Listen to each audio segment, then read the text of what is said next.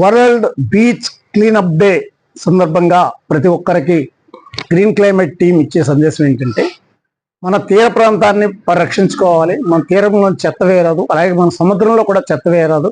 మన సముద్రాలని మనమే కాపాడుకోవాలి. సముద్రం అనగానే చెత్తకుండి అనుకుని ప్రతి ఒక్కరు చెత్త వేసేస్తూ ఉన్నారు. కాలువల్లోకి వేసేసి, నదుల్లోకి వేసేసి, తద్వారా సముద్రాన్ని చెత్తకుండిగా వాడేస్తున్నారు. ఇది చాలా పెద్ద తప్పు.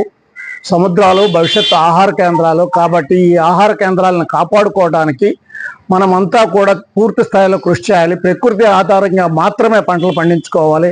రసాయన ఎరువులు, రసాయన కలుపుతీత మందులు, రసాయన ఏదైతే గడ్డి నివారణ మందులు వాడుతున్నామో ఇవన్నీ కూడా మన భూమిని నాశనం చేయడం, జీవరాశిని నాశనం చేయడమే కాకుండా సముద్రంలో ఉన్న జీవరాశిని కూడా నాశనం చేస్తున్నాయని మనం గుర్తించాలి.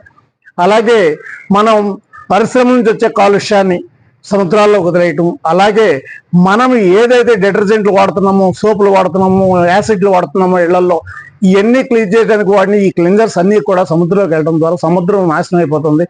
సముద్రంలో జీవరాశి పునరుత్పత్తి అనేది దెబ్బతింటుంది. కాబట్టి మన భవిష్యత్ ఆహార కేంద్రాన్ని కాపాడుకోవడానికి మనం అంతా కూడా పూర్తి స్థాయి కృషి చేయాలని మేము కోరుతున్నాం.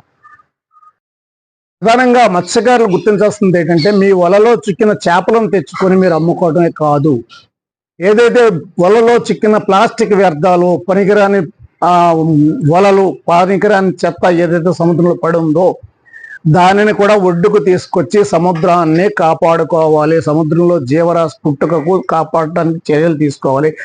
ఒక్క చేపలు తీసుకొని వచ్చే మత్స్యకారులే కాదు, ట్రైలర్లు, బోట్లు, ఫ్యాక్టరీ షిప్ వీళ్ళంతా కూడా సముద్రంలో ఉన్న వ్యర్థాలను బయటకు తీయాల్సిందిగా కోరుతున్నాం. అంతేగాని సముద్రంలో వ్యర్థాలను పడేసుకుంటూ పోతే భవిష్యత్తులో సముద్రం అన్నది చాలా ప్రమాదకరంగా మారే అవకాశం ఉందని మీ అందరికీ తెలియజేస్తున్నాం.